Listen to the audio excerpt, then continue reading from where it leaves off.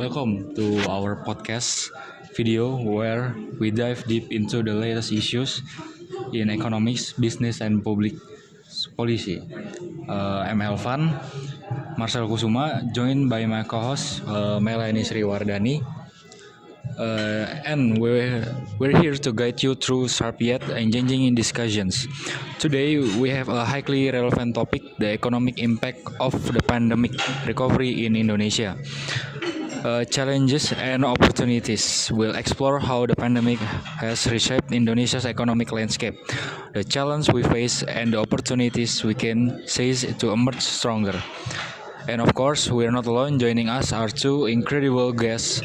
We have Dr. Muhammad Al-Kafi Ibrahim here, macroeconomics expert, and Mrs. Soibatul Aslamia, as an SME entrepreneur who has weathered the storm of the pandemic. But before we get started, please be focused. Alright, let's dive right into it. The podcast title is Indonesian Post-Pandemic Recovery. Me as host, Alvan, and Melanie as co-host. Thank you. I'm glad to be here.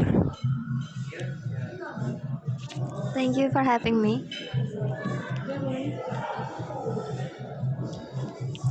Dr. Kavi, could you briefly explain the main impact of the pandemic on Indonesia's economies?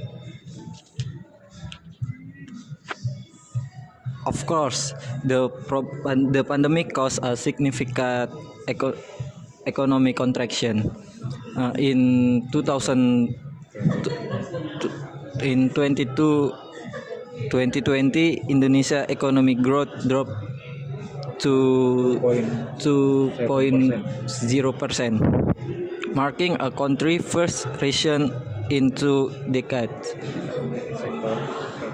Sectors such as tourism, manufacturing, and SMEs were in the hardest. However, recovery began to take shape in 2021 and continues today to unevenly.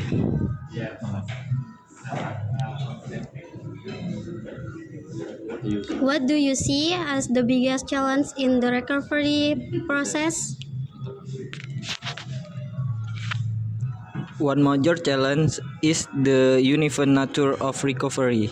Large corporations have rebounded more quickly, while SMEs, which contribute 60% of Indonesia GDP,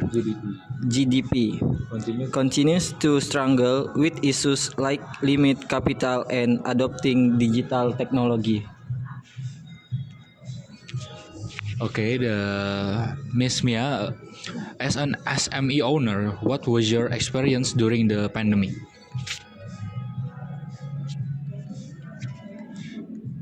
It was incredibly tough at first. Alvan sales dropped drastically due to social restriction, but we learned to adapt. For example, we shifted to online sales and created ready-to-eat meal package for customers working from home. What kind of support was the most helpful during those tough times? Government subsidies like the SME Direct Cash Assistance (BLT UMKM) were very helpful, though not sufficient for all our needs. What helped the most was digital mentoring from communities and teach platforms. Alright, Dr. Kavi, what opportunities do you see for Indonesia in this recovery phase? There are many opportunities. Digitalization is one of them. The pandemic accelerates technology adoption for both large and small business.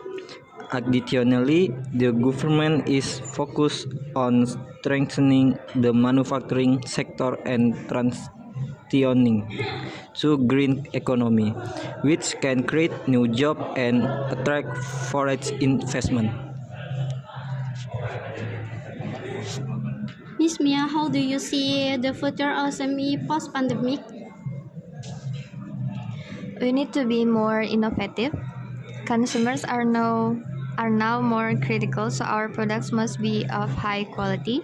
Collaboration with other businesses is also important, such as sharing markets or technology. Dr. Kavi, do you have a message for the government or economic players?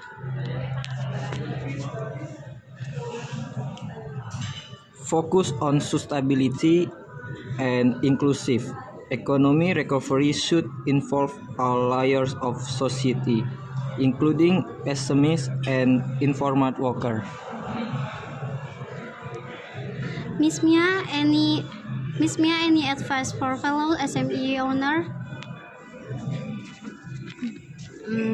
Don't be afraid to change. The world is different now, and we must keep learning to stay relevant.